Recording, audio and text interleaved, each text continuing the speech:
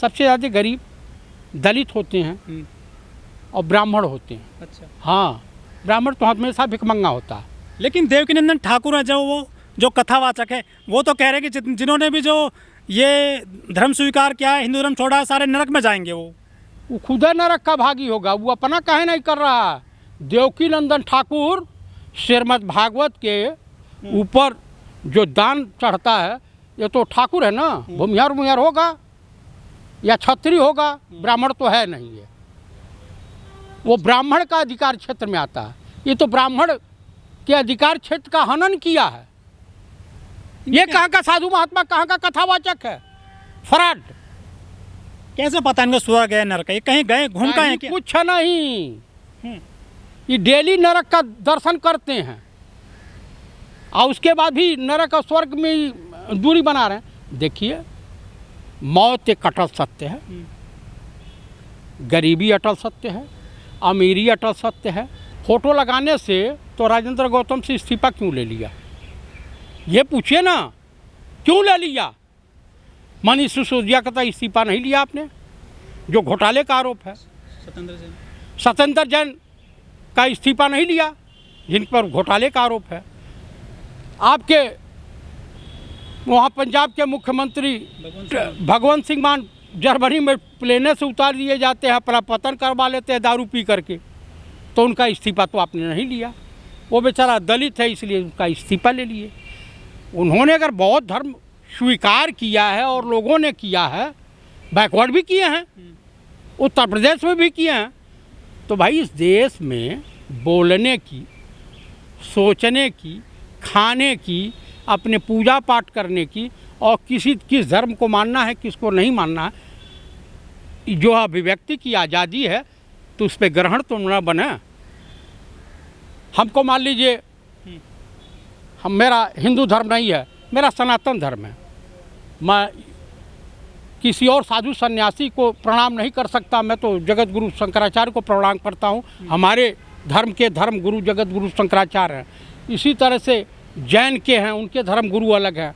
इसी तरह से इस्लाम के धर्म गुरु अलग हैं। इसी तरीके से सिख धर्म के धर्म गुरु अलग हैं। तो देखिए, सबकी आज़ादी है, तो अगर दलित यहाँ उनका शोषण हुआ है तो गए हैं, बौद्ध धर्म अपनाए हैं, तो क्या दिक्कत है?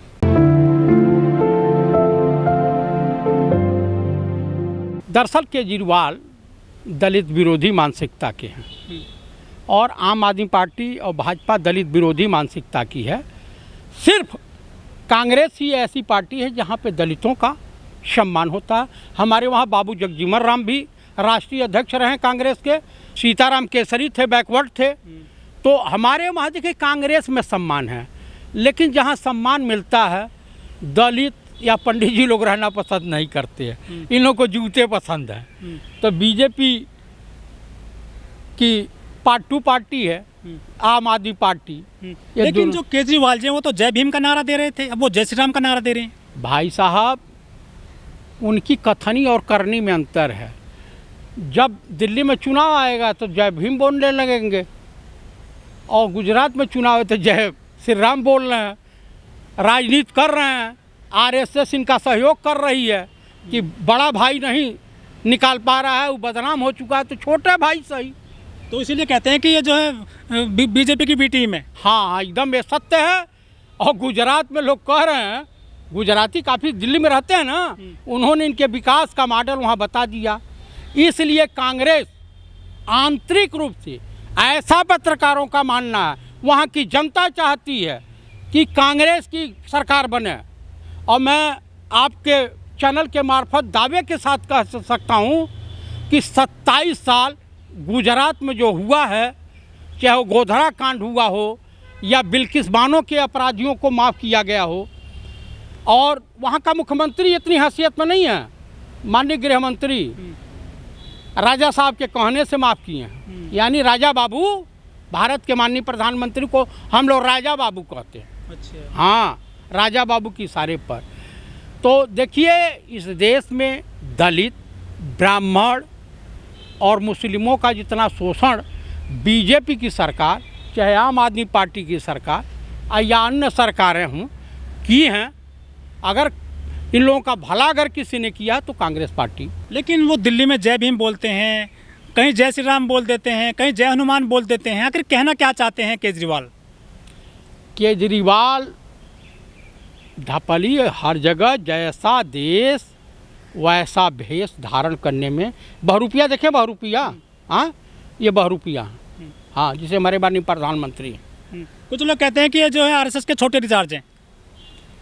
जो लोगों ने कहा वो सत्य कहा, यही कटु सच्चाई है।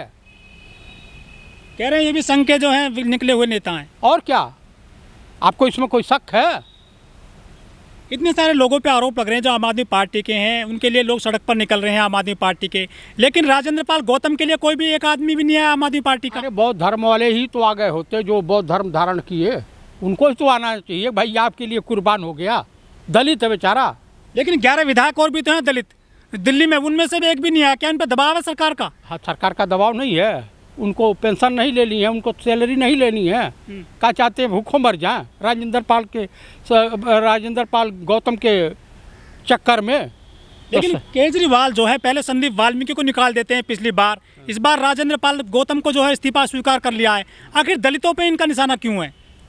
दलितों को जब चाहा जाएगा, इनकी सरकार या बीजेपी जब चाहती है, फेंकती है टुकड़ा, और टुकड़ा चबा करके, जैसे मछली फंसाने के लिए ना वो केंचुए का उपयोग होता है, दाना डाला जाता है, तो उसी तरीके से दाने में आ जाते हैं सब झांसे में। अच्छा, भोले भाले हैं, सज्जन आदमी हैं सब। गरीबी बड़ी ख़राब होती है। गरीबों को शुगर की बीमारी, हार्ट की बीमारी नहीं होती है, ये अमीरों का है। भाई बहुत रईस हैं, चावल नहीं खा सकते, शकरकंदी नहीं खा सकते, आलू नहीं खा सकते, चीनी नहीं खा सकते, चाय नहीं पी सकते। अरे तो कौन बात का जो सुख है, किस बात का सुख है बता मैं? तो ये देखिए प्रकृति है।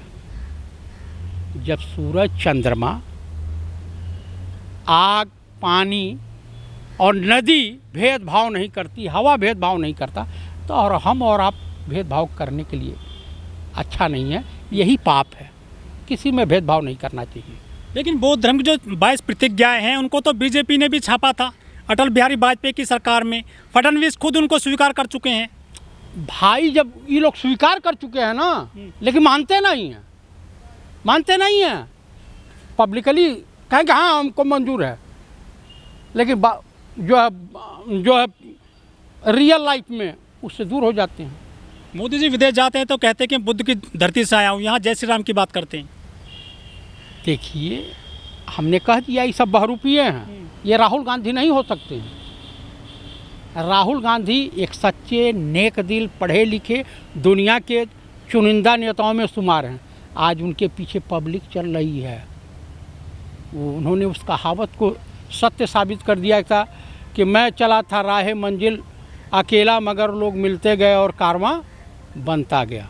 लेकिन हिमाचल प्रदेश को, गुजरात को छोड़ रखा है राहुल गांधी जी ने भी। भाई देखिए कांग्रेस में तमाम लोग हैं, राहुल के पास जो काम है वो कर रहे हैं। चुनाव नहीं लड़ेगी क्या कांग्रेस दोनों राज्यों में? दोनों राज्यों में लड़ेगी और दोनों राज्यों में सरकार बनाएगी, आप देखते रहिएगा।